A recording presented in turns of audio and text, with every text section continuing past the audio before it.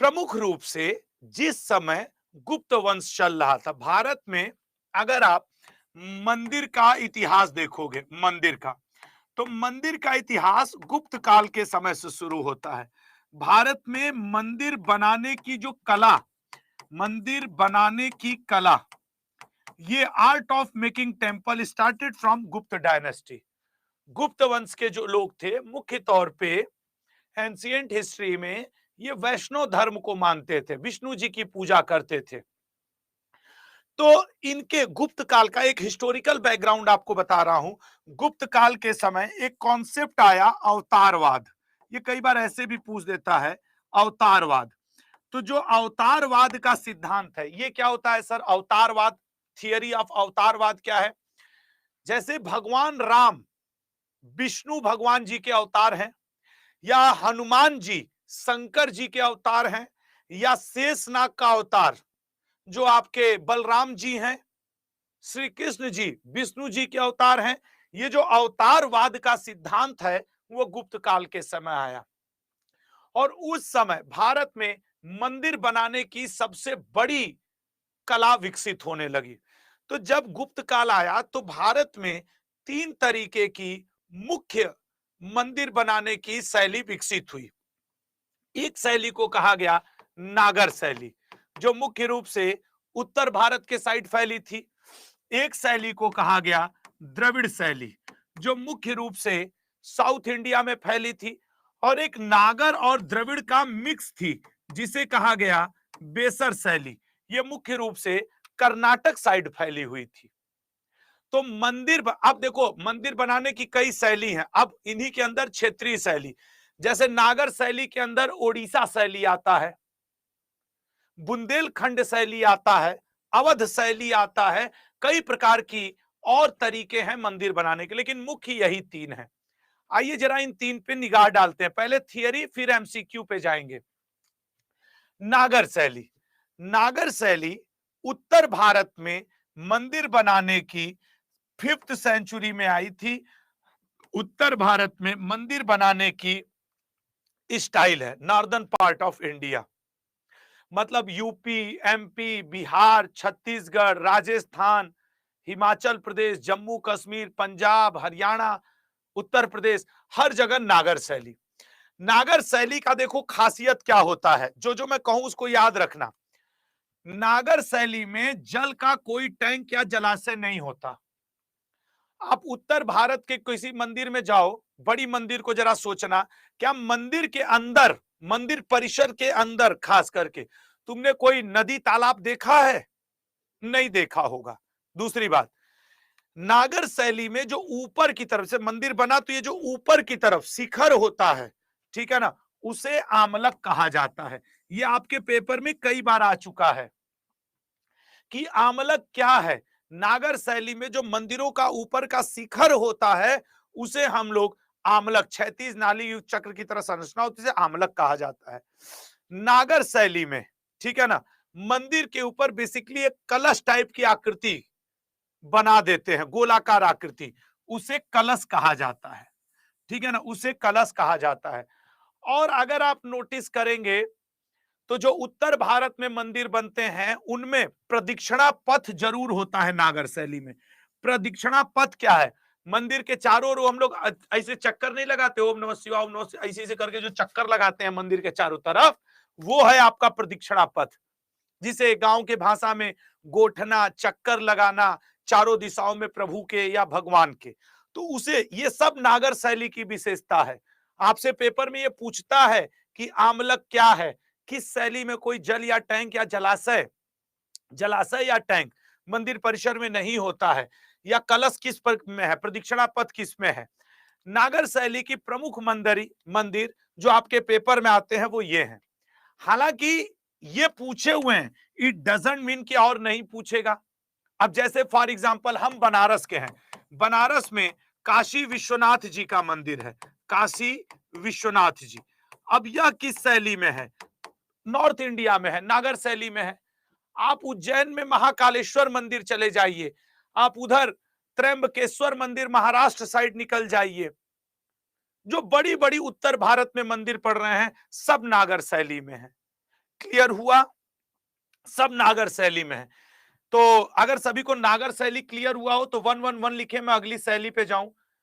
अगर देखो अभी थोड़ा सा थियरी, फिर मैं प्रैक्टिस भी तुरंत करवाऊंगा। तो ये मोढेरों का अगर क्लियर हुआ हो कि आमलक क्या है, कलश क्या है, प्रदक्षिणा पथ क्या है, नागर शैली क्या है, किस राज्य में किस तरफ फेमस है, कैसे मंदिर नागर शैली के अंतर्गत आते हैं, ठीक है ना, कैसे मंदिर। अगला पॉइंट, द्रविड़ शैली। अब आप कमेंट रोक दो लल्ला, थियरी पहले पढ़ लो फिर एमसीक्यू पे आएंगे। द्रविड़ शैली, द्रविड़ शैली जैसा कि मैंने आपसे पहले ही कहा, अगर मैं ये कहूं कि यह मुख्य तौर पे दक्षिण भारत साइड फैले हुए थे, मुख्य तौर पे दक्षिण भारत साइड फैले हुए थे, तो आप क्या कहेंगे? क्योंकि ये कृष्णा नदी और कुमार अंतरीप मतलब उधर कन्याकुमारी साइड ये फैले हुए थे। मुख्य रूप से द्रविड़ शैली को महेंद्र वर्मन, पल्लव शासक महेंद्र वर्मन ने विकसित करवाया था, ठीक है ना। महेंद्र वर्मन ने मुख्य रूप से इसको विकसित करवाया था, द्रविड़ शैली को, मंदिर बनाने की कला। अब इस महेंद्र वर्मन के द्वारा शुरू की गई ये जो एक कला थी, हालांकि इनसे पहले से थी, लेकिन एक चीज होता है ना कि फेमस किसके समय हुई, तो फेमस इसी के समय हुई थी, ठीक है ना, फेमस इसी के समय हुई थी, ये बात आप याद रखेंगे। अच्छा आइए जरा देखते हैं ये द्रविड़ शैली की कुछ विशेषता। जब आप द्रविड़ शैली के मंदिरों में जाओगे तो खूब बड़ा सा गेट रहेगा। ये जो गेट होगा द्रविड़ शैली के मंदिरों का, उसको कहा जाता है गोपुरम, ठीक है ना, उसको कहा जाता है गोपुरम।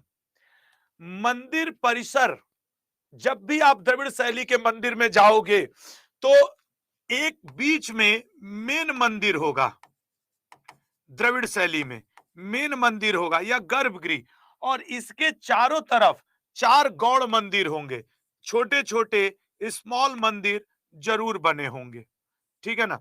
मतलब आप इनको कह सकते हो छोटे मंदिर, यहां पे छोटे मंदिर, ऐसे जो मंदिर हैं जो small temple small temple small temple, ये जो है ये द्रविड़ स्टाइल है। और इनकी मंदिरों के दीवारों पर देवी देवता बने रहते हैं, देवी देवता मंदिरों के दीवारों पर भी बने होते हैं। और जो गेट होता है इसका, इस गेट को क्या कहा जाता है? गोपुरम कहा जाता है, गोपुरम। आपने देखा होगा साउथ इंडिया की बहुत सारी मंदिरों को। याद रखना कि ये जो द्रविड़ शैली के मंदिरों में पिरामिड नुमा शिखर होते हैं, पिरामिड नुमा, जो घुमावदार नहीं बल्कि ऊपर की ओर सीधे होते हैं पिरामिड की तरह। और इन शिखर को, द्रविड़ शैली वाले शिखर को क्या कहते हो? विमान कहा जाता है। जबकि आप अभी नागर शैली में जब पढ़े तो आपने आमलक शब्द पढ़ा, कलश शब्द पढ़ा, यहां पे आप क्या पढ़ रहे हो? गोपुरम, बड़े बड़े गेटों को, विमान शब्द जो ऊपर के शिखर हैं उनको विमान कहा जा रहा है। अच्छा, द्रविड़ शैली, द्रविड़ शैली में हमेशा याद रखिएगा कि नागर मंदिरों की तरह गोलाकार नहीं होते, ये सीधे होते हैं। अच्छा, द्रविड़ शैली की मुख्य मंदिरों की खासियत जरा देखते हैं। एक सभा हॉल गर्भगृह से एक गलियारे से जुड़ा होता है जिसे अंतराल कहा जाता है। जो मेन मंदिर होता है जिसे गर्भगृह कहते हैं, जिसमें शिवलिंग या गणेश जी, पार्वती जी, शंकर जी, विष्णु जी, जिसकी भी मूर्ति मान लो, तो उसको गर्भगृह, जिसमें मुख्य देवता विराजमान होते हैं, वो गर्भगृह मान लो ये है। यहां पे मान लो शंकर जी विद्यमान है, ये शंकर जी का शिवलिंग है, ये गर्भगृह है। तो कह रहा है हॉल गर्भगृह से एक गलियारे से, तो यहां पे एक हॉल जरूर होगा। और इस गर्भगृह से, गर्भगृह मतलब जो मेन मंदिर है, गर्भगृह, इस गर्भगृह से ये जो हॉल है एक गलियारा से जुड़ा होगा, गलियारा। और इस गलियारा को क्या कहा जाता है? अंतराल। ये आपसे पेपर में पूछता है कि अंतराल क्या है द्रविड़ शैली में। तो द्रविड़ शैली में जो मुख्य मंदिर है वो एक हॉल से जुड़ा होता है, जिसके बीच में एक गलियारा होता है, कॉरिडोर होता है, उसे अंतराल कहते हैं। और एक बात और, जो ये गर्भगृह है, जो ये गर्भगृह है, प्रवेश द्वार पर द्वारपाल, मिथुन और यक्ष, यहाँ पे एक मूर्ति द्वारपाल की, यहाँ पे एक मूर्ति यक्ष की, और यहाँ पे एक मूर्ति साइड में जहां जगह मिल जाए वो आपके मिथुन की जरूर होती है। द्वारपाल, यक्ष और मिथुन, ऐसे, फिर गर्भगृह, फिर हॉल जिसे आप कह रहे हो अंतराल। अच्छा, मंदिर के अंदर निश्चित तौर पे एक टैंक होगा, पानी का टैंक होगा मंदिर के अंदर, जबकि याद करो नागर शैली में ऐसा कोई टैंक नहीं होता है। खास करके उत्तर भारत में नागर शैली है। आप कोई मंदिर सोचो जो बड़ी प्रसिद्ध पुरानी मंदिर हो, उसमें मंदिर के अंदर ही एक तालाब हो, बड़ा सा टैंक बनाया गया, ऐसा नहीं है। जैसे मैंने जिन मंदिरों को देखा, जैसे मैं बनारस से हूं, काशी विश्वनाथ मंदिर, कोई टैंक अंदर नहीं है, क्योंकि वो नागर शैली है। ठीक है ना। अगला पॉइंट, द्रविड़ शैली में बने प्रमुख मंदिर, तंजौर का बृहदेश्वर मंदिर, गंगईकोट चोलपुरम का मंदिर, ये सब उसके एग्जाम्पल हैं। और आपके पेपर में अक्सर तो यही पूछता रहता है, तंजौर का बृहदेश्वर मंदिर। अच्छा, द्रविड़ शैली क्लियर हुआ सभी को कि सर गोपुरम क्या है, और आपके क्या कहा जाता है, शिखर क्या है, और यक्ष क्या है, द्वारपाल आपके खुले हुए हैं लल्ला, अंतराल क्या है, 111 लिखो अगर द्रविड़ का थियरी क्लियर हुआ हो तो। और सुनो, कल संडे है, मैं कल भी एक लेक्चर आपका सोच रहा हूं सीएम और गवर्नर का ले लूं। सही है ना, कल भी 1 घंटा पढ़ा दूं ना, 1 घंटा नहीं तो 40 मिनट पढ़ लो, क्योंकि रक्षाबंधन के दिन तो पढ़ाई होगी नहीं, वो दिन छुट्टी दे दूंगा। तो अगर आप लोग रेडी हो कि हाँ सर कल भी आप एक लेक्चर लगवा लीजिएगा, मैं जब भी लगवाऊंगा तो दोपहर में ही लगवाऊंगा। मुझे उम्मीद है 2 बजे से लेके 5 बजे के बीच में तुम लोग एक बार चेक जरूर कर लेना अपना, ठीक है ना। 2 बजे से एक बार चेक जरूर कर लेना लल्ला। कल मैं एक टॉपिक और पढ़ा दूं, सीएम गवर्नर, ये पूछता ही पूछता है ना मुख्यमंत्री, आधा पौन घंटा होगा लेकिन कर लेना, ठीक है ना। खैर, द्रविड़ शैली तो ये हो गया। अब आइएगा, ये तो इसका निर्माण ये हो गया। बेसर शैली, जो अगली इंपॉर्टेंट शैली है वो है बेसर। मैंने आपके कमेंट ऑफ कर दिए हैं, ठीक है ना, मैंने आपके कमेंट ऑफ कर दिए हैं। जो अगली है इंपॉर्टेंट, ठीक है ना। प्रियांशु यार बुक ना 20, देखो अभी ना रक्षाबंधन भेजने में इतने बिजी हैं पोस्ट ऑफिस वाले, कुरियर वाले, कि उनकी तरफ से अड्डा को ये मैसेज किया गया है कि जो बुक सर 3 दिन 4 दिन में पहुंचनी चाहिए थी, वो 6 दिन 8 दिन में। तुम देख लेना, लोगों का रक्षाबंधन भी टाइम पे नहीं पहुंचेगा।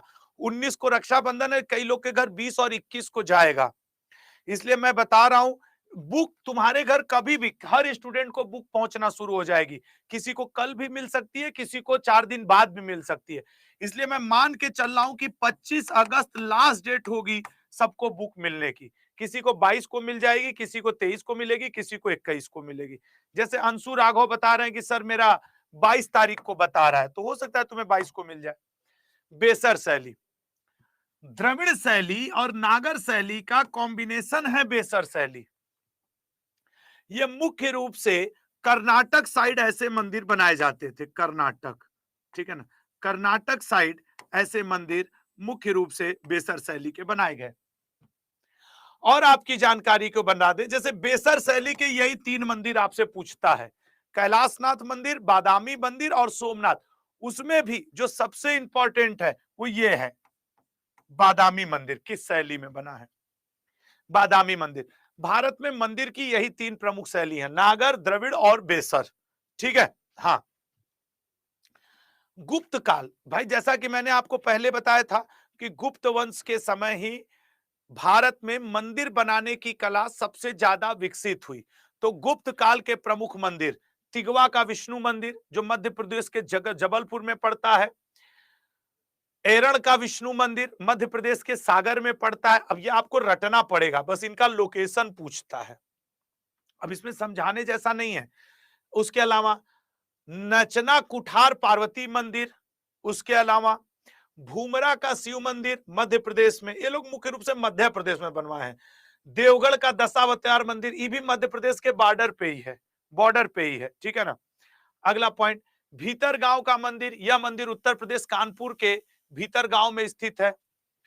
अब प्रैक्टिस करते हैं, 3 ये थियरी 25 मिनट करीब हो गया, प्रैक्टिस करें मंदिरों का।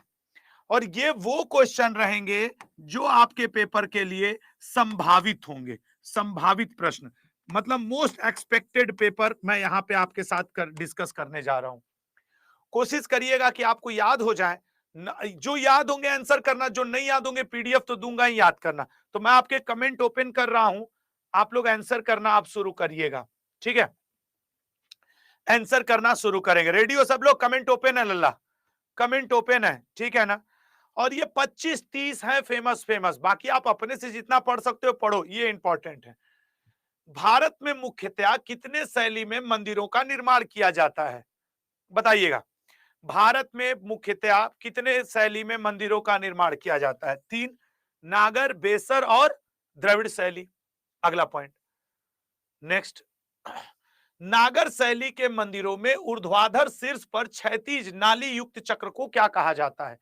अब सोचो, ये तुमको करना आसान हो गया कि नहीं? और सोचो जो नहीं पढ़ा होगा उसको तो बस रटे रहेगा कि विश्वनाथ मंदिर बनारस, वो ये सब पॉइंट पढ़ के जाएगा, नहीं पढ़ के जाएगा। तो सर ये ऑप्शन तो होगा नहीं, ये ऑप्शन तो होगा नहीं। नाली युक्त चक्र को क्या कहा जाता है? आमलक, आमलक कहा जाता है। अगला पॉइंट, खजुराहो का मंदिर किस राज्य में स्थित है? सर खजुराहो का मंदिर किस शैली में है? नागर शैली में। कहां पे स्थित है? मध्य प्रदेश, खजुराहो में। अगला, 64 योगिनी मंदिर निम्न में से किस संप्रदाय से संबंधित है? सर 64 योगिनी मंदिर की बात करें तो नागर शैली में बना हुआ यह बहुत ही प्रसिद्ध मंदिर है जो शैव, वैष्णव, जैन और शैव सभी से बिलोंग करता है। 64 योगिनी मैं तुमको लिख के दूं, मैक्सिमम लोग टिक मारेंगे 100 शैव या शैव वैष्णव, वो जैन को काउंट कर ही नहीं सकते। मैं सच कह रहा हूं, वो जैन को काउंट कर ही नहीं पाएंगे, जबकि 64 योगिनी मंदिर जैन धर्म से भी संबंध रखता है, ठीक है ना। अगला, मोढेरा सूर्य मंदिर किस राज्य में है? 3 ही सूर्य मंदिर आपसे पूछता है, मोढेरा का, और एक तुमसे सूर्य मंदिर पूछ सकता है मार्तंड, मार्तंड सूर्य मंदिर एक आपसे पूछ सकता है, मार्तंड, मार्तंड सूर्य मंदिर आपसे एक पूछ सकता है, और एक कोणार्क। ये 3 सूर्य मंदिर ही पेपर में आते हैं। ये कोणार्क आपके ओडिशा में, मार्तंड आपके जम्मू एंड कश्मीर में, और मोढेरा आपके गुजरात में। मोढेरा आपके गुजरात में, ये तीनों सूर्य मंदिर हैं। नेक्स्ट, दिलवाड़ा जैन मंदिर का निर्माण किसने करवाया था? ये किस शैली में बना है? नागर शैली में बना है। कहां पे है? राजस्थान में है। किस पर्वत पे है? माउंट आबू पर्वत पे है। किसने बनवाया था? चंद्रगुप्त मौर्य ने। दिलवाड़ा जैन मंदिर का निर्माण विमल शाह या चंद्रगुप्त मौर्य? दिलवाड़ा जैन मंदिर को विमल शाह ने बनवाया था, चंद्रगुप्त मौर्य नहीं बनवाए थे, ठीक है ना। विमल शाह बनवाया था दिलवाड़ा जैन मंदिर। हाँ ये भी बात सच है कि अभी कंफ्यूज कर दिया इन सबको, मस्त कंफ्यूज हुए हैं सब। अब मैं बता रहा हूं, मैं नहीं नोट्स मत बनाओ, मैं बता रहा हूं, बनवाया इसी ने है, लेकिन इसका पूर्ण रूप कंस्ट्रक्शन इस व्यक्ति ने करवाया है, ऐसे याद रखना।